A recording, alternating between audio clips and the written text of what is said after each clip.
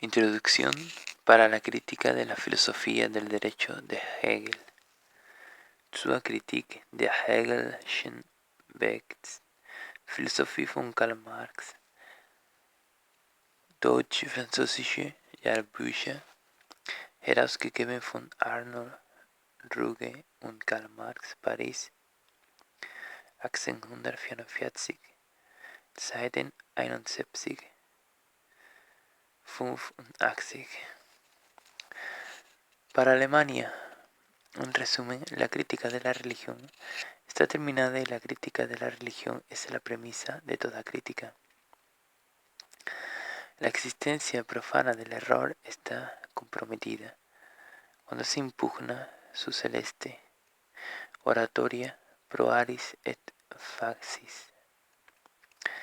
El hombre que ha encontrado solo el reflejo de sí mismo en la fantástica realidad del cielo, donde buscaba un superhombre, no se sentirá más dispuesto a encontrar solo la apariencia de sí mismo, solo la negación del hombre, donde indaga y debe buscar su verdadera realidad. El fundamento de la crítica religiosa es: el hombre hace la religión, y no ya la religión hace al hombre. Y verdaderamente la religión es la conciencia y el sentimiento que de sí posee el hombre, el cual aún no alcanzó el dominio de sí mismo, o lo ha perdido ahora. Pero el hombre no es algo abstracto, un ser alejado del mundo. Quien dice el hombre, dice el mundo del hombre. Estado, sociedad. Este estado, esta sociedad produce la religión, una conciencia subvertida del mundo, porque ella es un mundo subvertido. La religión es la interpretación general de este mundo, su resumen enciclopédico, su lógica en forma popular, su point d'honneur espiritualista, su exaltación, su sanción moral, su solemne complemento, su consuelo y justificación universal. Es la realización fantástica del ser humano, porque el ser humano no tiene una verdadera realidad. La guerra contra la religión es entonces directamente la lucha contra aquel mundo, cuyo aroma moral es la religión. La miseria religiosa es al mismo tiempo la expresión de la miseria real y la protesta contra ella. La religión es el sollozo de la criatura oprimida, es el significado real del mundo sin corazón, así como es el espíritu de una época privada de espíritu. Es el opio del pueblo. La eliminación de la religión como ilusoria felicidad del pueblo es la condición para su felicidad real. El estímulo para disipar las ilusiones de la propia condición es el impulso que ha de eliminar un estado que tiene necesidad de las ilusiones. La crítica de la religión, por lo tanto, significa en germen la crítica del valle de lágrimas del cual la religión es el reflejo sagrado. La crítica ha deshojado las flores imaginarias de la cadena, no para que el hombre arrastre la cadena que no consuela más, que no está embellecido por la fantasía, sino para que arroje de sí esa esclavitud y recoja la flor viviente.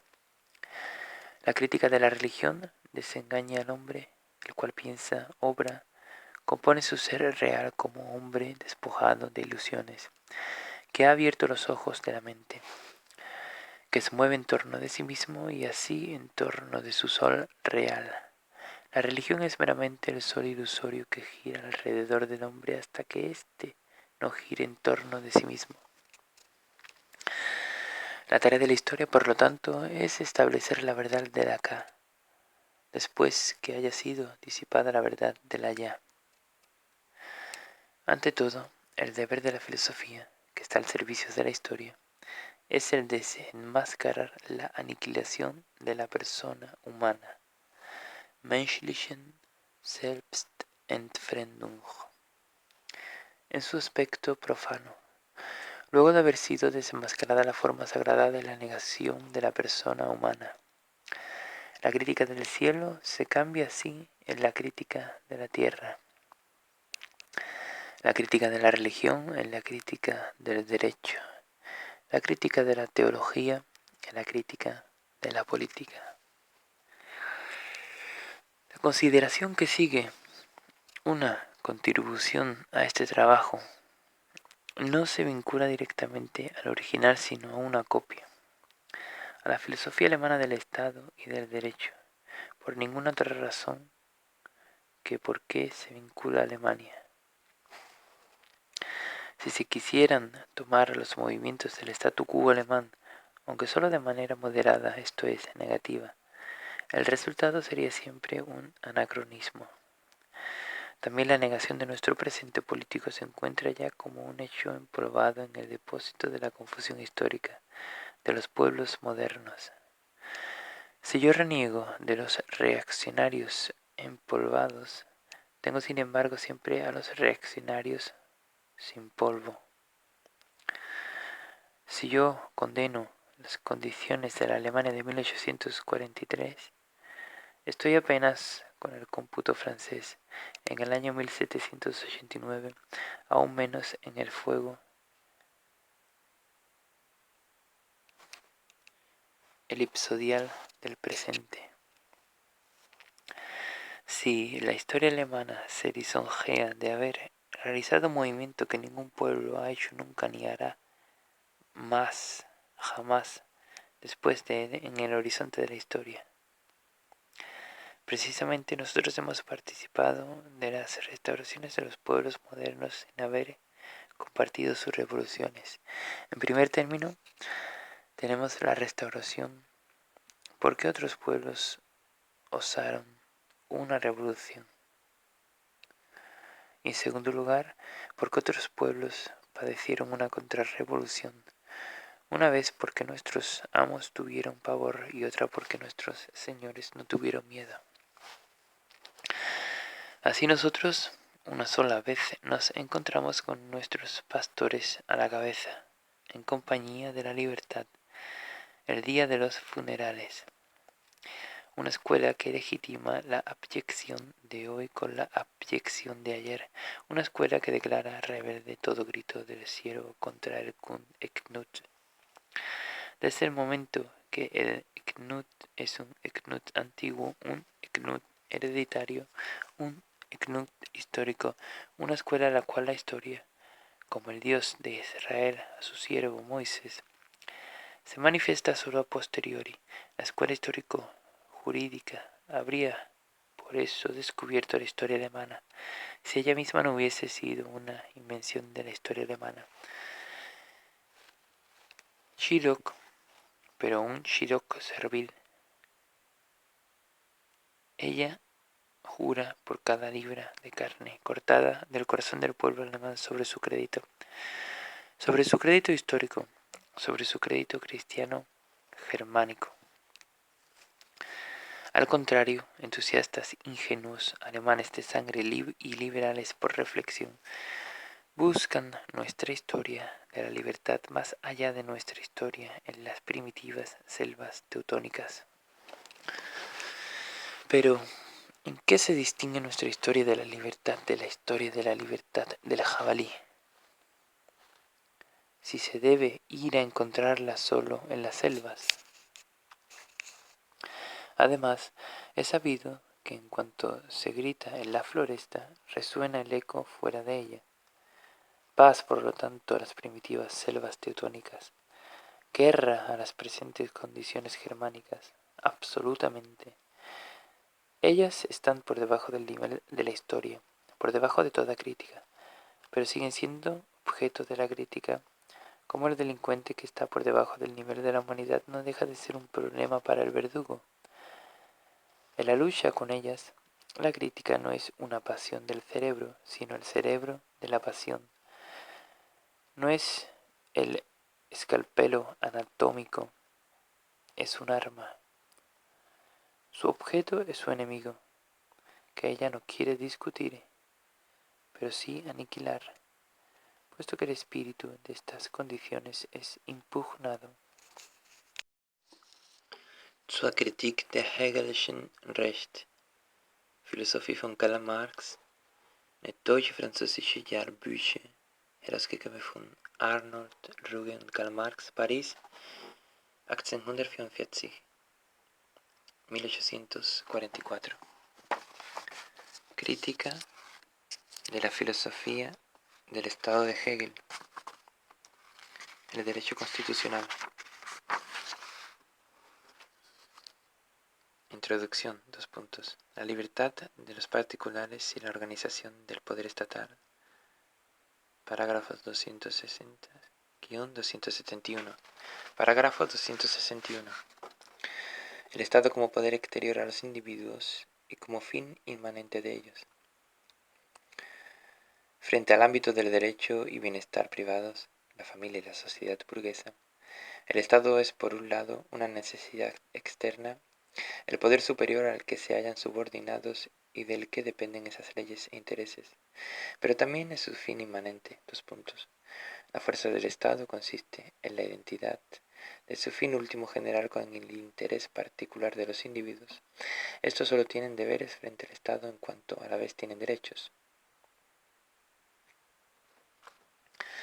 El parágrafo anterior, 260, nos había enseñado que la libertad concreta consiste en la identidad, abre paréntesis, de principio, ambiguo, cierre paréntesis, entre el sistema de interés privado, abre paréntesis, la familia y la sociedad burguesa, cierre paréntesis, y el sistema del interés general, abre paréntesis, el Estado, cierre paréntesis.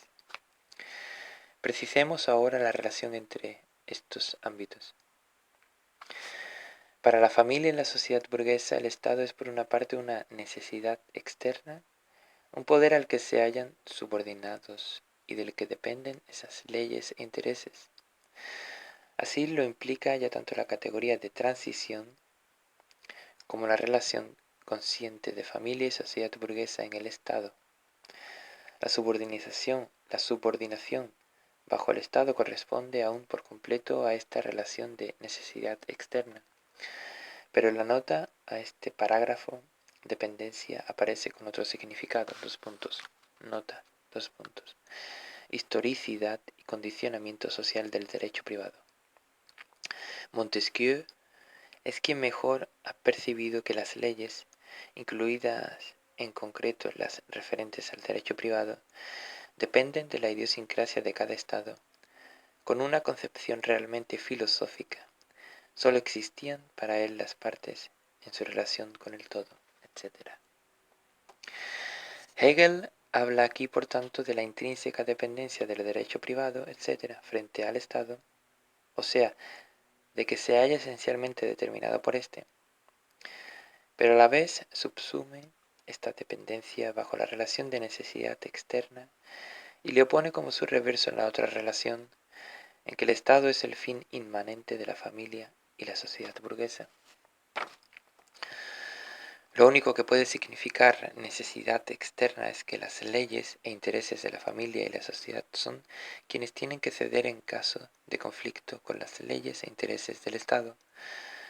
Su importancia es secundaria, su existencia depende de la del Estado. Dicho de otro modo, la voluntad y las leyes del Estado son una necesidad para la voluntad y las leyes privadas. Ciertamente, Hegel no se refiere aquí a conflictos empíricos. Su tema es la relación con el Estado del ámbito del derecho y bienestar privados, la familia y la sociedad burguesa. Lo único en cuestión es la relación esencial de estos ámbitos, no solo sus intereses, sino también sus leyes, concreciones esenciales de ellos, dependen del Estado y le están subordinados. El Estado se comporta como un poder superior frente a esas leyes e intereses. Su relación con él es de subordinación, dependen de él.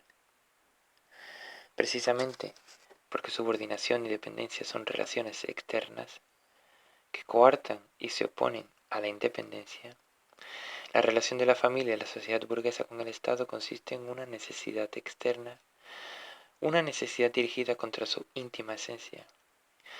incluso el hecho de que las leyes del derecho privado dependan de la idiosincrasia de cada Estado y varíen con ella, queda subsumido bajo la relación de necesidad externa. Así tiene que ser. Desde el momento en que sociedad burguesa y familia son ámbitos especiales, cuya expansión verdadera, o sea, autónoma y total, es servir de presupuesto al Estado. Subordinación y dependencia son expresiones para una identidad externa impuesta aparente. Con razón emplea Hegel el término lógico necesidad extrínseca. Hegel se ha valido de subordinación y dependencia para seguir desarrollando un aspecto de esa discordante identidad, el de la enajenación dentro de la unidad. Pero también es su fin inmanente. La fuerza del Estado consiste en la identidad de su fin último general con el interés particular de los individuos, y estos solo tienen deberes frente al Estado en cuanto tienen a la vez derechos. Hegel plantea aquí una antinomia sin resolverla. Por una parte necesidad externa, por la otra fin inmanente.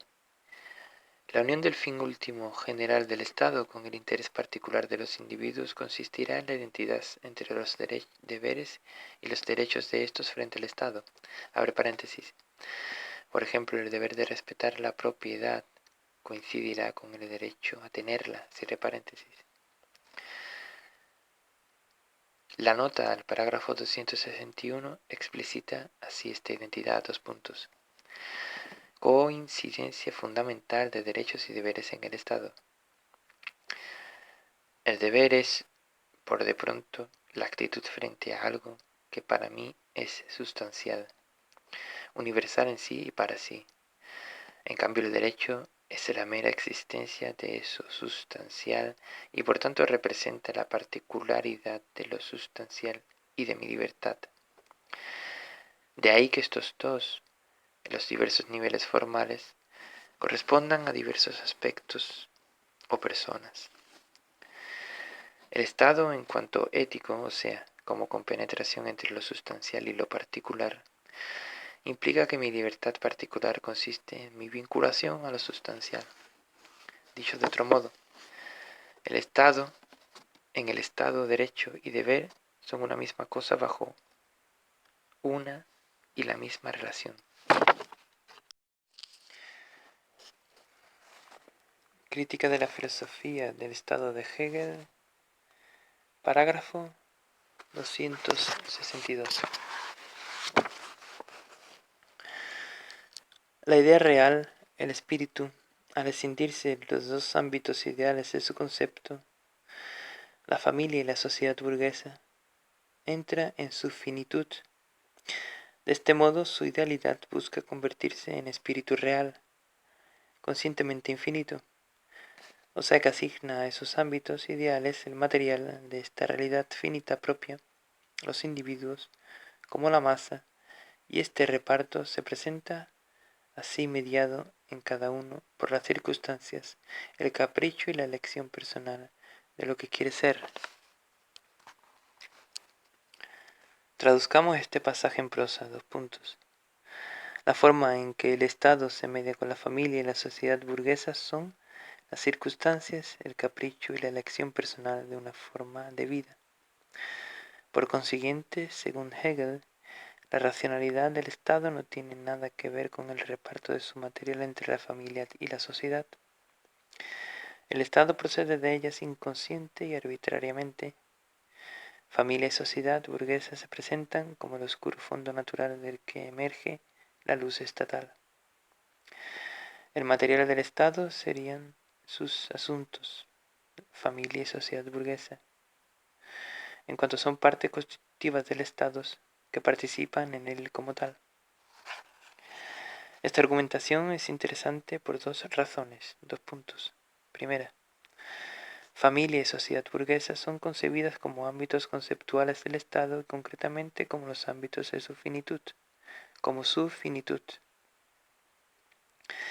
El Estado es quien se esciende en ellos, quien los presupone, y al hacerlo Su idealidad se dirige hacia la realidad de un espíritu real, conscientemente infinito. Se escinde para, o sea, que asigna a estos ámbitos ideales el material de su realidad. Y este reparto se presenta así mediado, etc.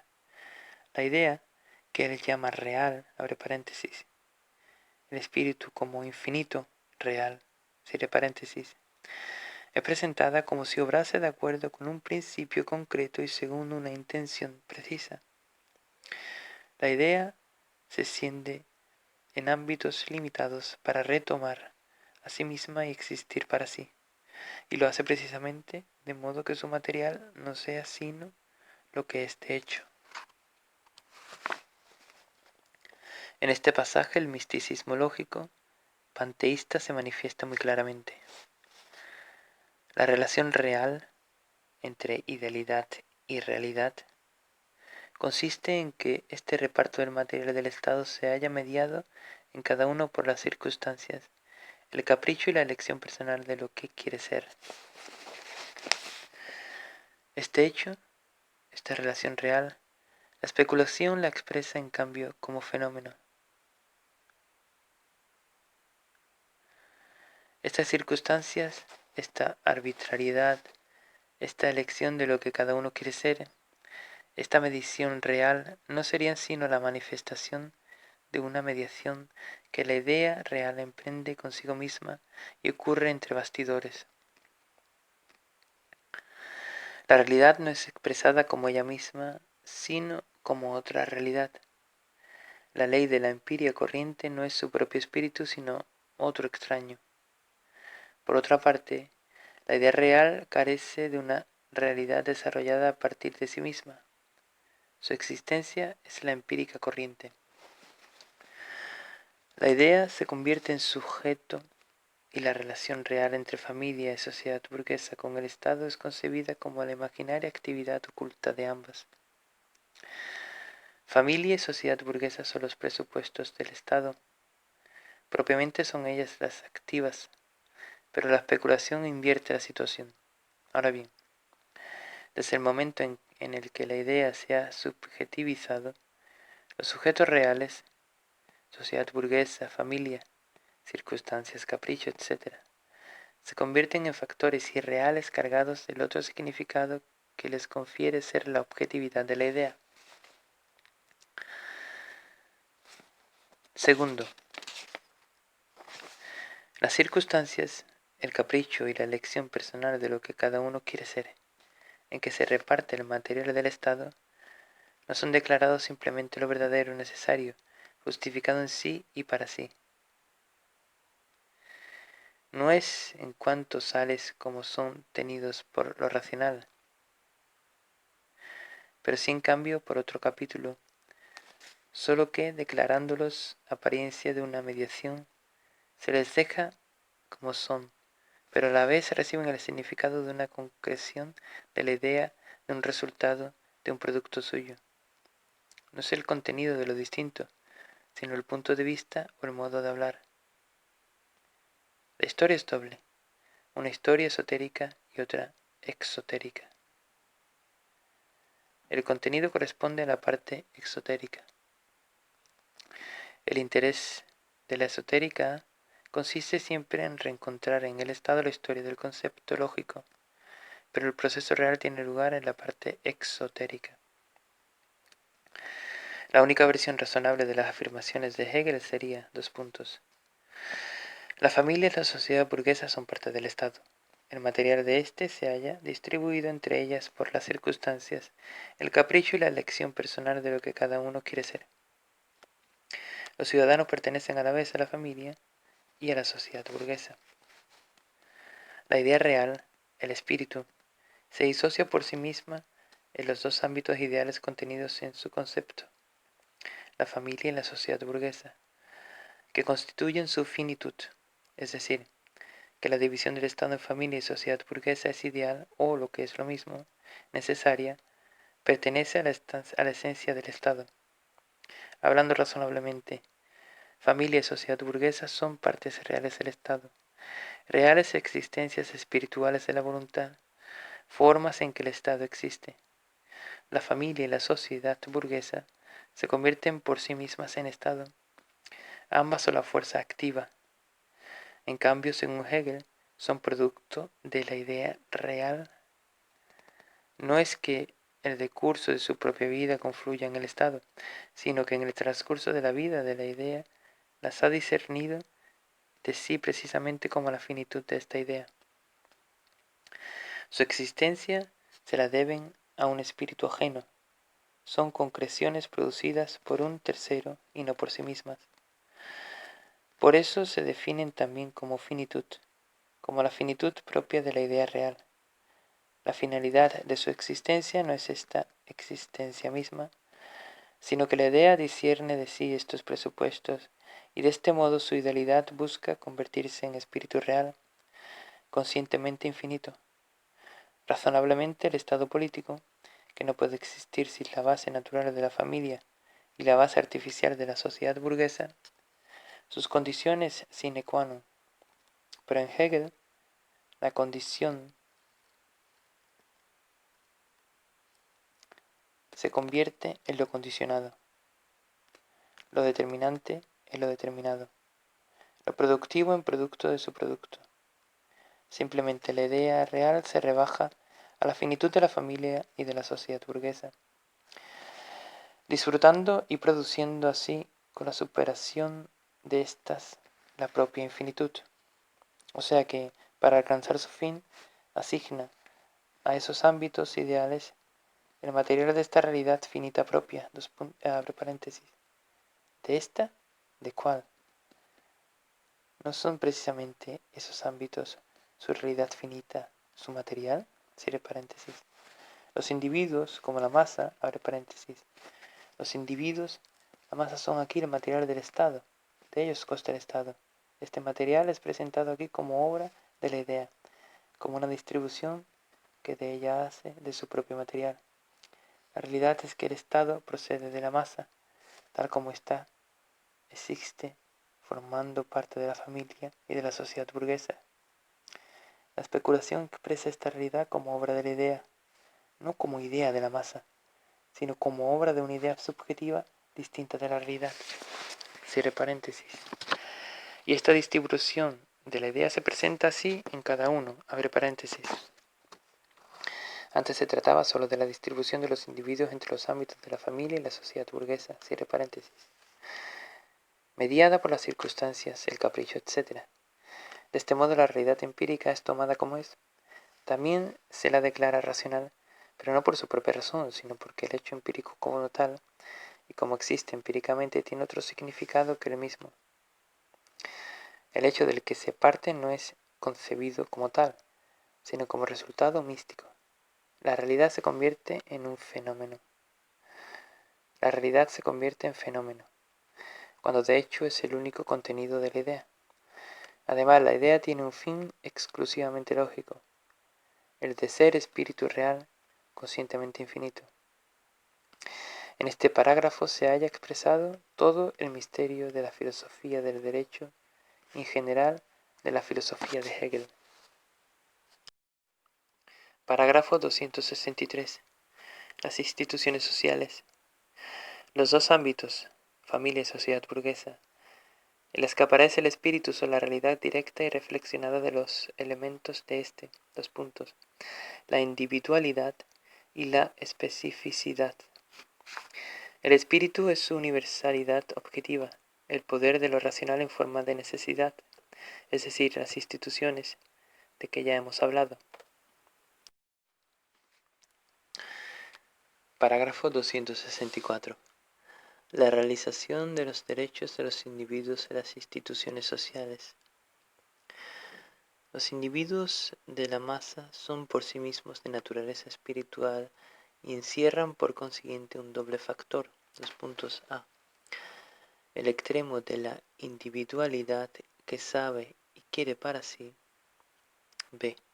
Y el extremo de la generalidad que sabe y quiere lo sustancial. Por tanto, los individuos solo se hallarán a la altura de ambos aspectos se hace en realidad tanto lo que hay de privado como de sustancial en su personalidad. Así los individuos de la masa alcanzan en esas esferas en parte directamente lo primero, en parte lo segundo. A. Las instituciones constituyen la conciencia esencial de una parte de los individuos como universal objetivo de sus intereses particulares. B. Y a los otros les brindan en la corporación una ocupación y actividad orientadas a un fin universal. Parágrafo 265. La Constitución y sus instituciones sociales.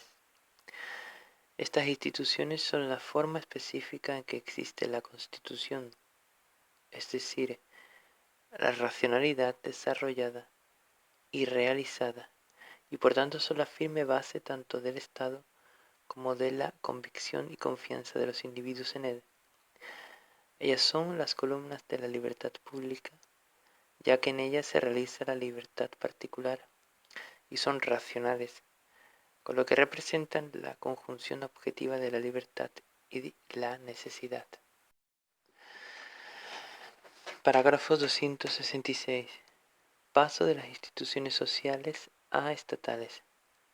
Solo que el espíritu es además de esta necesidad, la idealidad de la misma, su cara interior, y por tanto objetivo y real para sí mismo, de modo que esta universalidad sustancial se es objeto y fin para sí misma, y por tanto también la necesidad existe conscientemente en la forma de la libertad.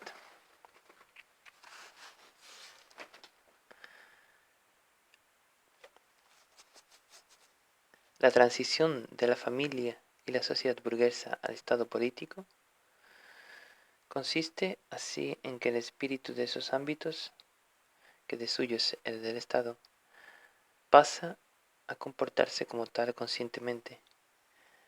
La cara interior de la familia y la sociedad burguesa pasa a ser realidad consciente. La transición no es deducida por consiguiente de la esencia específica de la familia, etc., y de la del Estado, sino de la relación general de necesidad y libertad. Se trata exactamente de la misma transición realizada en la lógica entre el ámbito de la esencia y el del concepto. La misma transición enlaza en la filosofía de la naturaleza anorgánica con la vida. Siempre son las mismas categorías quienes suministran el alma, sea de este ámbito, sea del otro. De lo único que se trata es de encontrar para las propiedades individuales concretas las adecuadas correspondencias abstractas.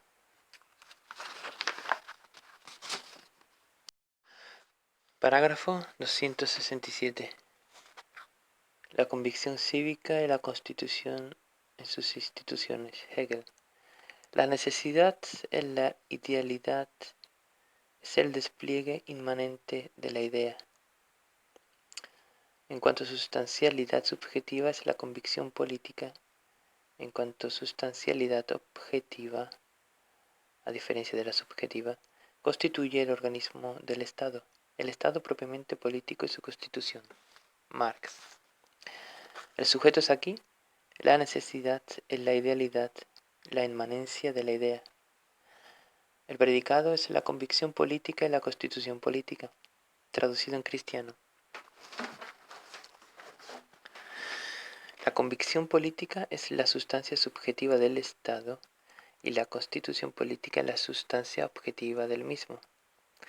Por consiguiente, el desarrollo lógico desde la familia en la sociedad burguesa hasta el Estado es pura apariencia, y en efecto, tampoco se hallan explanada la relación y coherencia de convicción familiar y burguesa, junto con sus instituciones como tales, con la convicción en la constitución políticas. Según Hegel, hay una transición por la cual el espíritu no solo existe en la forma de esta necesidad y como un reino de la apariencia, sino que como idealidad de esta y alma de este reino es real para sí y disfruta de una existencia específica. Pero esta transición no es en absoluto una transición. El alma de la familia existe en toda forma como amor, etc., mientras que la pura idealidad de un ámbito real es incapaz de existir, como no sea en la forma de ciencia. Lo importante es que Hegel convierte constantemente a la idea en el sujeto y al sujeto auténtico y real, por ejemplo, la convicción política en el predicado, cuando, en la realidad, el desarrollo corresponde siempre al predicado. Parágrafo 268. La convicción cívica como patriotismo contiene una bonita exposición de la convicción política y en general el patriotismo, que no tiene nada que ver con el desarrollo lógico. Ciertamente Hegel la determina sólo como producto de las instituciones que sustenta el Estado y que en estas se halla realmente la racionalidad, cuando por el contrario estas instituciones son igualmente una objetivación de la convicción política. Parágrafo 269. Hegel, la organización de las instituciones estatales. Los poderes. La convicción recibe en cada caso su contenido particular de los diversos aspectos del organismo del Estado. Este organismo es el despliegue de la idea en sus diferencias y en su realidad objetiva. De este modo, esos aspectos diferentes son los diversos poderes, así como sus asuntos y campo de acción. Precisamente en cuanto se hallan determinados por la naturaleza del concepto, lo universal se genera en ellos necesaria y constantemente, lo mismo que se mantiene estable por ser a la vez el presupuesto de su propia producción. Este organismo es la Constitución. Marx. La Constitución es el organismo del Estado, o el organismo del Estado es la Constitución. Es una pura tautología decir que las diferentes partes de un organismo se hallan en una conexión necesaria, derivada de la naturaleza de ese organismo. Igualmente es tautología decir, una vez determinada la Constitución como organismo, que los diversos aspectos de la Constitución, los diversos poderes, se comportan como concreciones del organismo y haya mutuamente una relación racional. El gran progreso consiste en considerar el Estado político como organismo, viendo por consiguiente la diversidad de los poderes como una distinción viva, racional y no anorgánica. Ahora bien, ¿cómo presenta Hegel este descubrimiento? Primero, este organismo es el despliegue de la idea en sus diferencias y en su realidad objetiva. El significado razonable de esta frase no es que el tal organismo del Estado consista en el despliegue de sus diferencias en toda la realidad objetiva de éstas. La concepción verdadera aquí encerrada es que el despliegue del Estado o de la Constitución en las diferencias y la realidad de éstas es orgánico. El presupuesto, el sujeto verdadero, son las diferencias reales o los diversos aspectos de la Constitución. El predicado es su carácter de orgánicos. Segundo, Hegel, por el contrario, hace de la idea el sujeto, concibiendo las diferencias y su realidad como desarrollo y resultado de la idea, cuando la verdad es lo contrario, que la idea tiene que ser desarrollada a partir de sus diferencias reales. Lo orgánico es precisamente la idea de las diferencias, su carácter ideal. Pero Hegel habla de la idea como de un sujeto. La idea se despliega en sus propias diferencias, y aparte de esta inversión de sujeto y predicado, se crea la impresión de que se trata de otra idea que la de organismo. El punto de partida es la idea abstracta. Su desarrollo en el elemento del Estado es la Constitución. Por tanto, no se trata de la idea política, sino de la idea abstracta en el elemento político. Cuando digo este organismo, abre paréntesis, del Estado, la Constitución, cierre paréntesis, es el despliegue de la idea en sus diferencias, etc. Sigo sin saber nada de la idea específica de la constitución política. La misma frase puede servir con la misma razón para hablar de un organismo animal como del político. ¿En qué se distinguen ambos? Su definición es demasiado general para saberlo. Una explicación que no contiene la diferencia específica no es explicación. El interés de Hegel se limita a reconocer en todo elemento la idea a secas, la idea lógica, trátese del Estado o de la naturaleza. Los sujetos reales, como aquí la Constitución, se convierten en meros nombres de la idea y el conocimiento real es sustituido por su mera apariencia, en vez de ser comprendidos en su ser específico. Como realidades concretas que son, permanecen impenetrables. Esos aspectos diferentes son, así, los diversos poderes, sus asuntos y campo de acción. La expresión así da la impresión de una consecuencia, deducción y desarrollo. Pero lo que habría que preguntar es, ¿cómo así? El que los diversos aspectos del organismo del Estado sean los diversos poderes, así como sus asuntos y campo de acción, es un hecho empírico.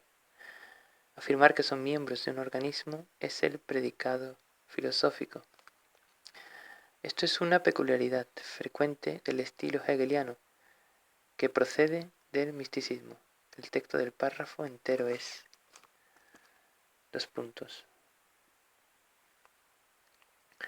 La convicción recibe en cada caso su contenido particular de los diversos aspectos del organismo del Estado. Este organismo es el despliegue de la idea en sus diferencias y en su realidad objetiva. Esos aspectos diferentes son así, los diversos poderes, sus asuntos y campo de acción, precisamente en cuanto se hallan determinados por la naturaleza del concepto.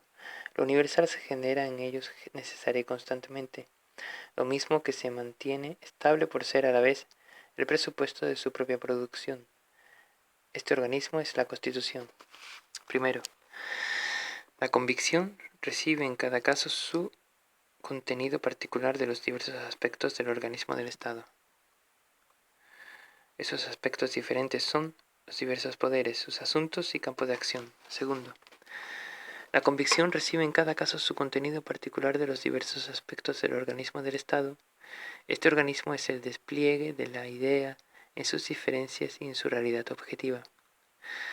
Precisamente en cuanto se hallan determinados por la naturaleza del concepto, lo universal se genera en ellos necesaria y constantemente, lo mismo que se mantiene estable por ser a la vez el presupuesto de su propia producción.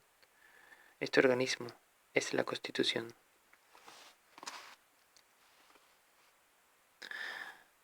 Marx. Como puede observarse, son dos los sujetos de los que Hegel hace depender las demás determinaciones.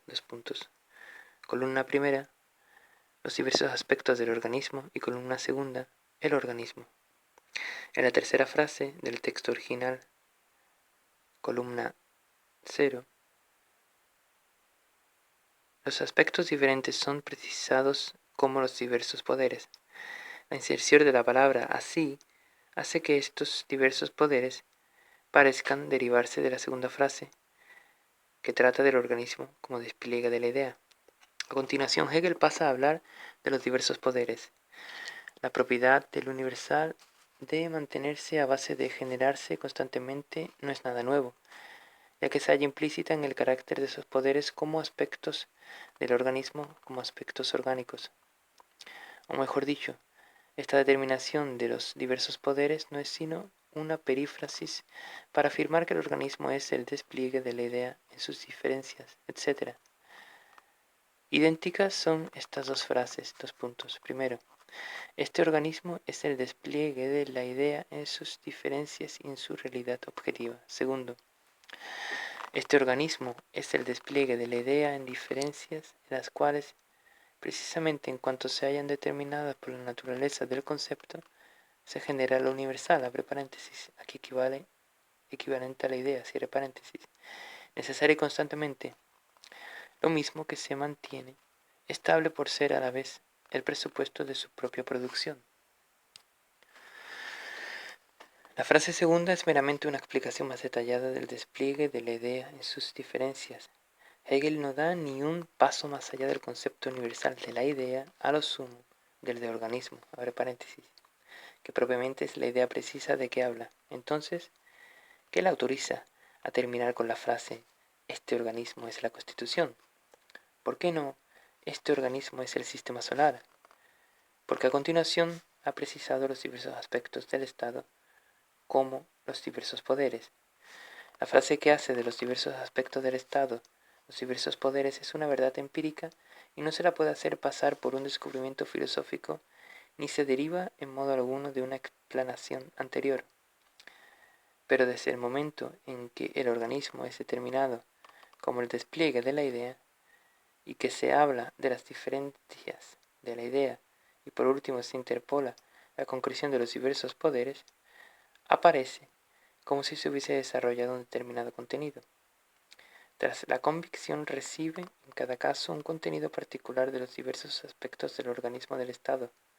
Hegel no debería haber seguido dos puntos. Este organismo, sino el organismo es el despliegue de la idea, etc. Lo que dice vale al menos de todo organismo y tampoco presenta un predicado que justifique el sujeto de éste. El verdadero objetivo de Hegel es determinar el organismo como la Constitución.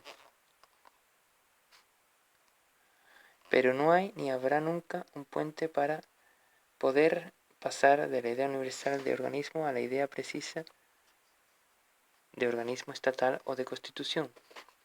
La primera frase, columna 0, habla de los diversos aspectos del organismo del Estado, que luego son precisados como los diversos poderes. Por tanto, lo único afirmado es los diversos poderes del organismo estatal o el organismo estatal de los diversos poderes, es la constitución del Estado.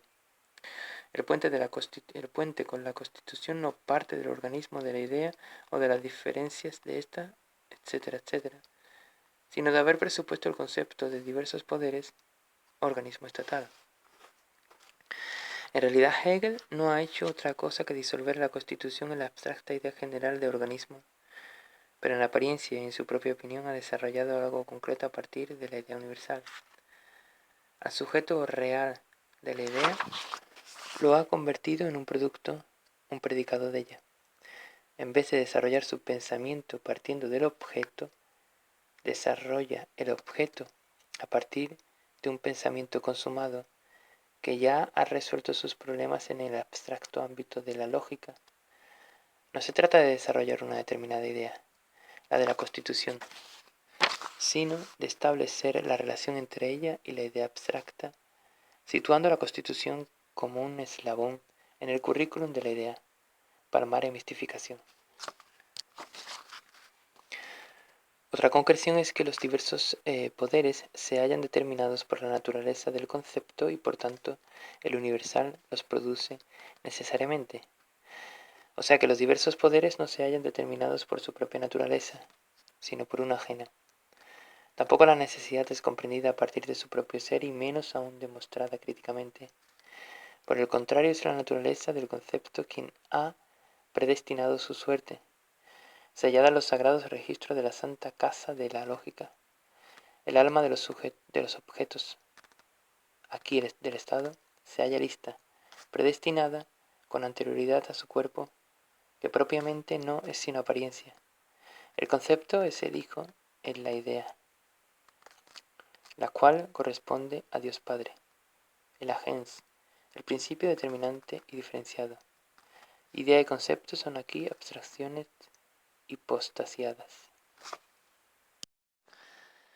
Parágrafo 270. La idea del Estado, las instituciones políticas y sus representantes. Hegel.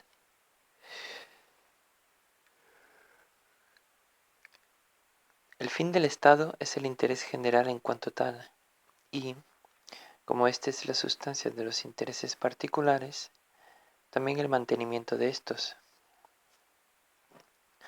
Tal es, primero, la realidad abstracta o sustancialidad del Estado, pero segundo, la necesidad del Estado, desde el momento en que la sustancialidad se dirime en las diferencias conceptuales de su campo de acción.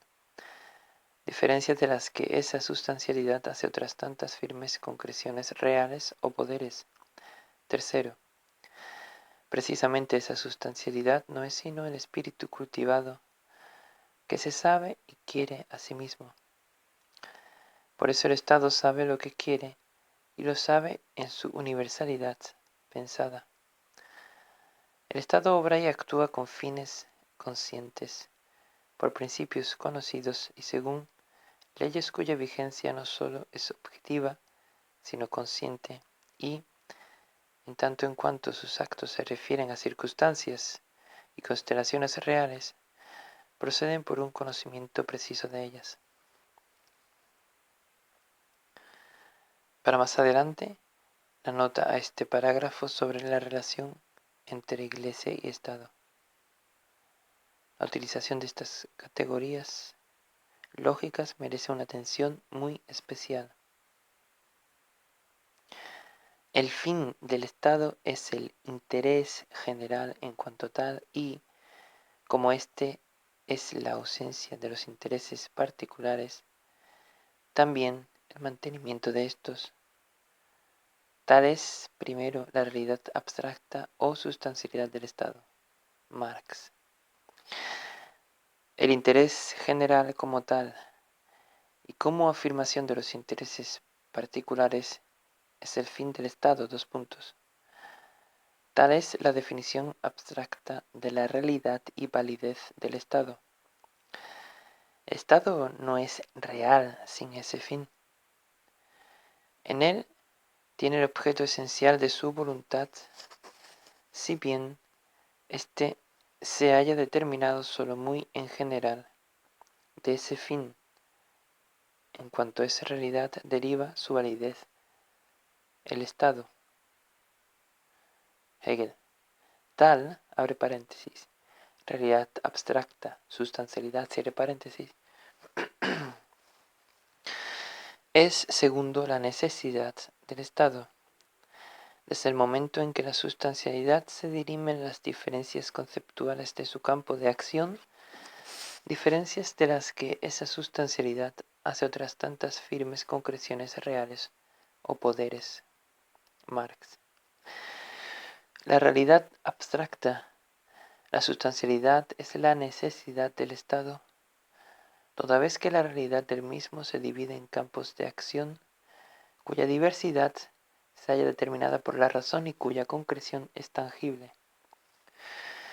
La realidad abstracta del Estado, su sustancialidad, es necesidad, en cuanto que el puro fin del Estado y la pura validez de todo se realizan únicamente en la existencia de los diversos poderes estatales. Naturalmente, la primera concreción de la realidad del Estado era abstracta.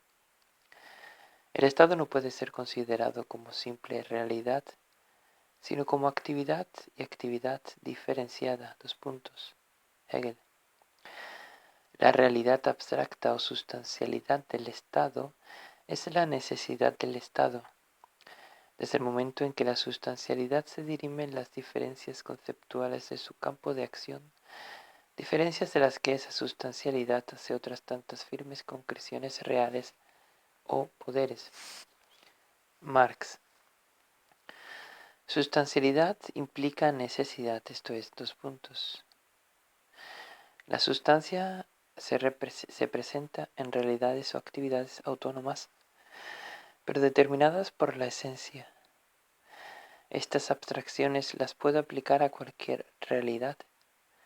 Si comienzo tratando del Estado bajo el esquema de la realidad abstracta, luego tendré que aplicarle el de realidad concreta, necesidad, diferencia realizada. Hegel. Tercero, precisamente esta sustancialidad no es sino el espíritu cultivado que se sabe y quiere a sí mismo. Por eso el Estado sabe lo que quiere y lo sabe en su universalidad pensado. El Estado obra y actúa con fines conscientes, por principios conocidos y según leyes cuya vigencia no es sólo objetiva, sino consciente, y en tanto en cuanto sus actos se refieren a circunstancias y consideraciones reales, proceden por un conocimiento preciso de ellos. Marx. Traduzcamos todo el parágrafo a un lenguaje inteligible. O sea, 2 puntos. Primero, el espíritu que se sabe y quiere a sí mismo es la sustancia del Estado. Abre paréntesis. El espíritu cultivado, consciente de sí, es el sujeto y el fundamento. La autonomía del Estado, cierre paréntesis. Segundo, el interés general y el mantenimiento en él de los intereses particulares es el fin y contenido universales de este espíritu, la sustancia real del Estado, la hechura política del espíritu que se sabe y quiere a sí mismo. Tercero,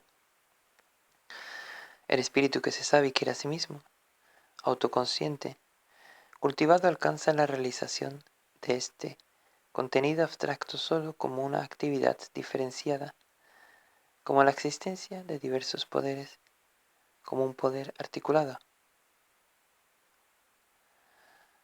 Acerca de la exposición que hace, hay que notar 2 puntos. A. Son convertidos en sujetos.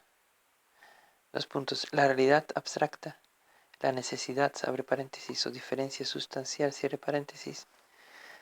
La sustancialidad, en una palabra, las categorías lógicas abstractas. Cierto que la realidad abstracta y la necesidad son declaradas realidad y realidad del Estado. Pero primero, ella, la abstracta realidad o sustancialidad, es la necesidad de él. Segundo, ella es quien se dirime en las diferencias conceptuales de su campo de acción. Diferencias conceptuales de las que esa sustancialidad hace otras tantas firmes concreciones reales o poderes.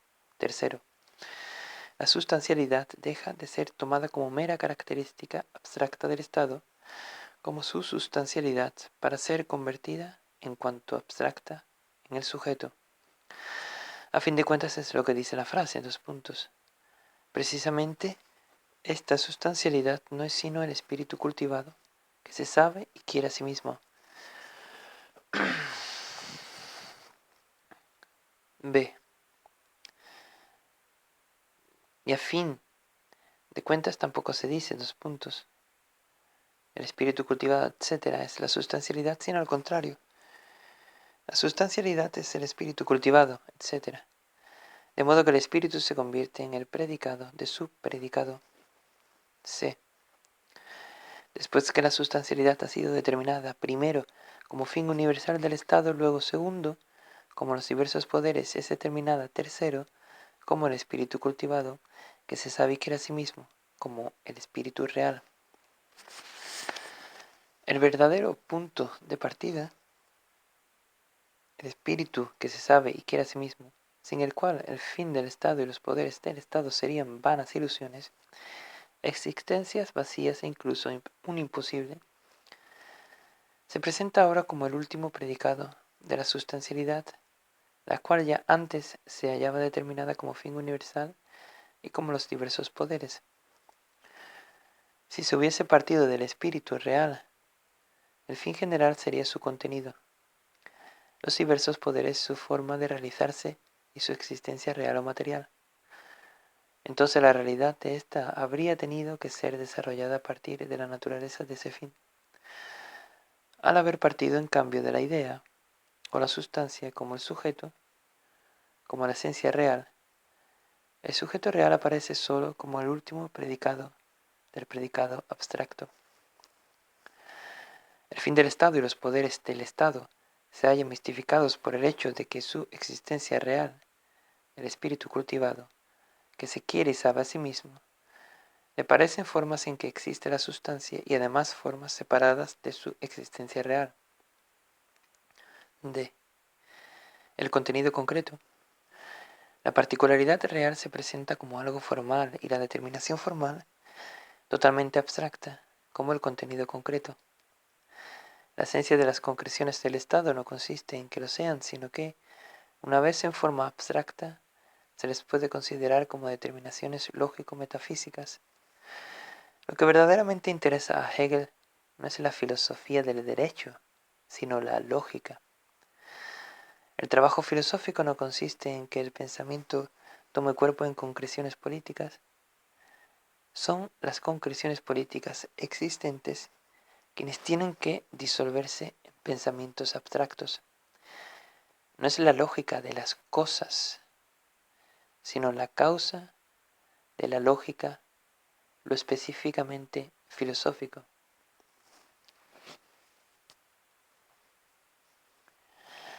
La lógica no se halla al servicio de la fundamentación del Estado. El Estado es quien sirve para fundamentar la lógica.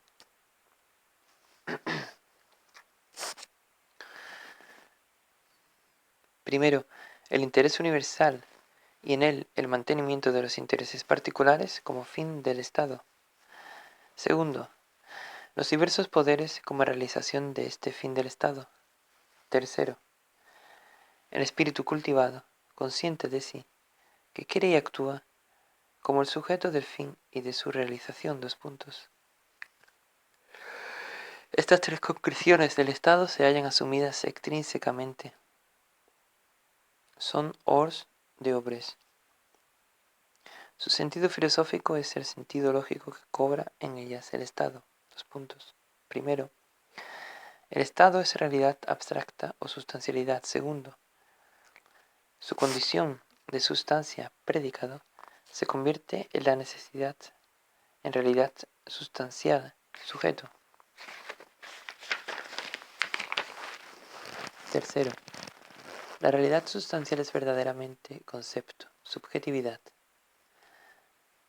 Si prescindimos de las concreciones que podrían haber sido perfectamente sustituidas por las de otro campo, por ejemplo la física, y por consiguiente son secundarias, nos encontramos frente a un capítulo de la ciencia de la lógica. La sustancia tiene que dirimirse en las diferencias conceptuales de las que esa sustancialidad hace otras tantas firmes concreciones reales. Esta frase pertenece en esencia a la lógica y se halla lista antes de la filosofía del derecho. Lo que pertenece a esta, a la empiria política, es el paréntesis que presenta estas diferencias conceptuales como no es más que un paréntesis de la lógica, como diferencias de la actividad del Estado. Leo nuevamente la última frase.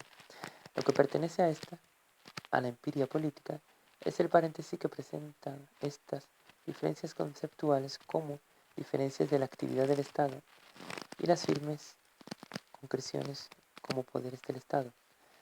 Toda la filosofía del derecho no es más que un paréntesis de la lógica. Está claro que el paréntesis no pasa de un hors d'oeuvre del auténtico desarrollo, cifrado, por ejemplo, en la página 347, sobre la separación de la Iglesia y el Estado como origen del Estado moderno y condición del progreso histórico. Hegel. La necesidad consiste en que, hallándose el todo distribuido en las diferencias del concepto, resulte de esta distribución una calidad firme y estable que, en vez de fosilizarse, se reproduzca constantemente en su propia disolución. Cifrado también La ciencia de la lógica, libro 3, sección 1, capítulo 3,